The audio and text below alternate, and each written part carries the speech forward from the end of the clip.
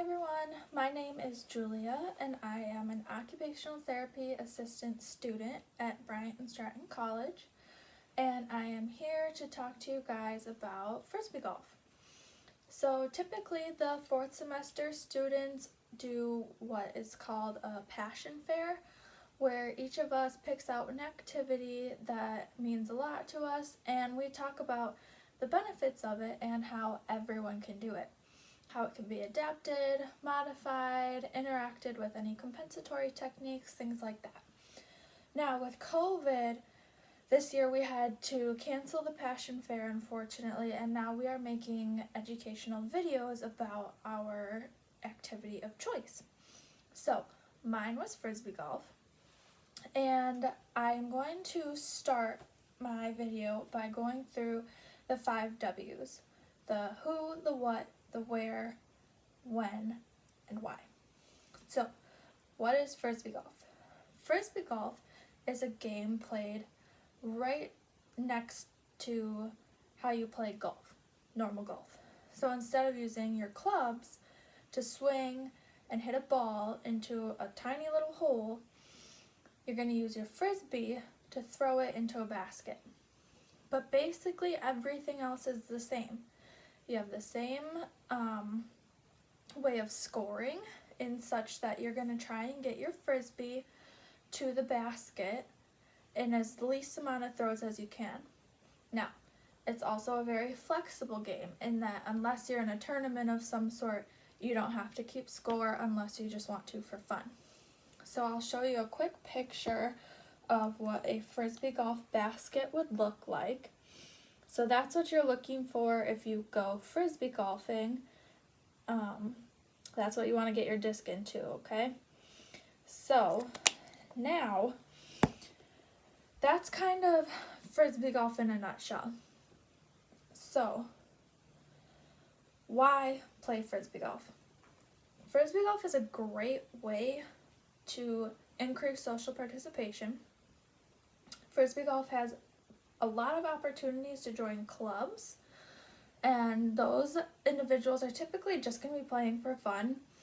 They just want a chance to get together and not play by themselves. So that's very common to see. And you can play by yourself, and then that way you can go at any pace you'd like. You can play fast if you'd like, you can play as slow as you want, you can play more than once, you can call a day early if you're just not feeling it. So that Frisbee golf definitely helps with social participation. Now, Frisbee golf also helps with increasing your independence, because sometimes if you go by yourself it can be a little scary. But by doing it and accomplishing it, then that's one more thing that you've done. And Frisbee golf also helps get you outside and moving, just increasing your overall well-being. So, now, where can we play Frisbee golf? Parks are going to be your best friend. Frisbee golf, it's really hard to find Frisbee golf anywhere other than a park. Now, Frisbee golf is not a very common activity, unfortunately, so I wouldn't expect to find a Frisbee golf course at every park around you. You can Google what parks may or may not have Frisbee golf courses, or sometimes you just might happen to find one through luck. If you're driving around, going to a new park, you might find one. Another thing to keep in mind, if a park has a Frisbee golf course, it might not be your full 18 holes like a golf course. Some parks just aren't that big, especially for a well-designed Frisbee golf course. Some of them might just be 9 holes, some might only have 6, some might just have one basket that you can toss from as far away or as close as you'd like. So really, parks are the only place you can go. Now, we did the why, we did the what, we did where, and when. Now, I live in Wisconsin, so I can only play pretty much end of spring, summer, early fall when the weather's decent. Right now, it's winter, there's 3 inches of snow outside, I can't go play Frisbee golf. And I just don't like playing in the cold. So that eliminates a good chunk of the year for me. But if you are happening to watch this video and you live elsewhere, or you have a friend that lives elsewhere and you want to tell them about Frisbee golf and their climate is better than here, then they might have more opportunities to play more often. So that is pretty much when you can play. You also don't want to play in the rain because the baskets are made of metal. If it were to start thundering and lightning, that becomes a big safety hazard. So keep an eye on that. I know sometimes here in Wisconsin we have kind of like pop-up storms. So just keep in mind if there's any chance of rain, try to pay attention to if it's going to turn into a thunderstorm or not. Let's try to avoid any electrocutions if we can. So we did the why, we did when, we did where, and now we have to do, well, we did what, who, what, why, where, when. Who? Who can play Frisbee golf? Anyone. And I really truly mean that. There are so many cool figurations out there to help anyone play Frisbee golf. Now, another thing that I personally like is that the Frisbee golf community is super open to anyone. They're very tolerant with beginners. Everyone's super helpful in giving out advice, and they're very patient. Now, for people with different abilities, there are things we can do.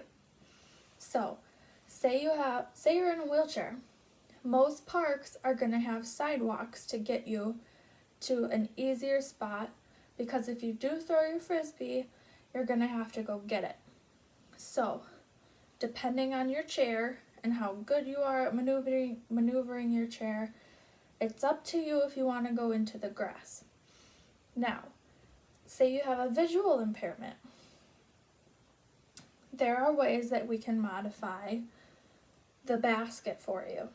So, I have another picture here of a modified basket. You can find a color that sticks out to you. It's hard to see far away, right? So, this example is orange. So what they've done is they have outlined the important parts of the basket with the orange. And all that would have taken would be contacting your local park and just saying, hey, I was wondering if you guys would be willing to help me implement this. I really want to play, and I don't see why they wouldn't let you do it. So, now, for general fatigue, most parks have benches. You can take a break if you need to.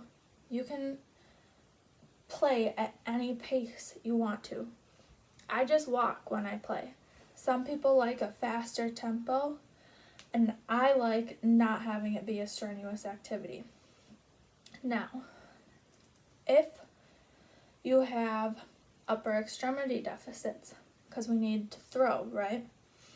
There's a device that was created to help people like that.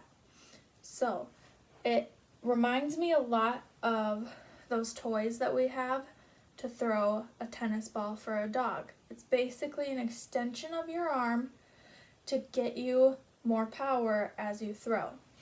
So, it was created by a Frisbee golf club because they had members who wanted to join but couldn't play. And what you do is you insert your disc into this device and you throw it through the handle, and more power goes through the handle rather than your arm. So that's how that can be played for individuals with upper extremity deficits. Now, there are a few things to know about Frisbee golf. The first is that there are some etiquette rules that we need to talk about because it is a social activity. Well, it can be, but it is very rare. In fact, I've never had it happen to me that you'll be at the course by yourself. And I play very slow. So I typically need to let someone pass me. So how do I do that? what I would do is if I noticed that someone was waiting for me, I would wait at the next hole and I'd say, hey, go ahead and play through. So they're going to say, okay, cool, thanks. And they're going to play, take their turn before I would. That way they can keep going faster than me and then I can keep playing at my own pace. Now, when that person is playing and I'm waiting for them to finish, do not throw your Frisbee. It is a big safety concern. I have had many times thought, this is an easy throw, I'm just going to toss it, it's going to go where I need it, no big deal. Never count on it. The last thing you want to do is hit someone with your Frisbee. They're not soft. Now, another thing that we need to be mindful of is the types of discs that we're going to be using. So, I only have 3 discs. You'll see some people who have upwards of 20. And that's just personal preference. Those are going to be your individuals who play a lot and are super competitive, that they just want the best score all the time. They're going to do whatever it takes. So, I'll show you the basic discs that I have. And if we were in person, I was going to let you guys touch them, feel the different weights, things like that, but hopefully this will suffice and you guys can see the difference in widths, because some of them are pretty small and whatnot. So we have our 3 main discs that every Frisbee golfer, if they continue to play Frisbee golf in their life, I guess, will have. So we have a driver, we have a mid-range, and then you have your putter. Now, starting with your driver, these are going to be the thinnest discs. They're going to go the farthest. It's what they're designed to do. Now, I also have a beginner disc, so it's not going to curve as much because all Frisbee golf's discs curve. It's just how they're designed. So, mine is very thin, minimal curve, and it'll get me where I need to go. Now, I have my mid-range, which you use when you're not quite close enough to putting, but you're not really that far away either. You're just kind of in the middle. Use your mid-range. This one is a little thicker, as you can see. I hope you can see. It's a little thicker. Trying to even them out. But this one, it's gonna curve more just because it's heavier. So keep that in mind. There's your mid-range. Now we have our putter, which is only used for putting. Don't try to use it for anything else. It's just when you're a couple feet away from the basket and you're just going to toss it in. Good to go. So this one is designed to be real thick. And it's even, mine is going to be, I'll show you, mine's going to be pretty similar to my mid-range, but that's just because I have a low-grade mid-range because I'm a beginner. But you can see the putter is still thicker. My mid-range is just thicker than the average person's. But so here are all your discs. Now, while I have these pulled up, another thing I want to mention with visual impairments, you can get a disc in any color. That way it's easier to locate. A lot of people lose their discs. They're hard to see in the grass. They accidentally get thrown into trees, things like that.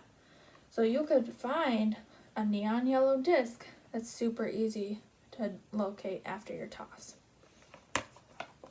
Now, another super awesome thing about Frisbee golf is that it's really cheap to play. Those discs right there probably cost me about $35. That's it. And they're going to last me a while.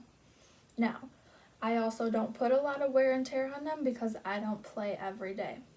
But anyways, if you are just starting and want to kind of dip your toes in and see if you even like Frisbee golf, I would recommend trying to find a buddy that would share their discs with you.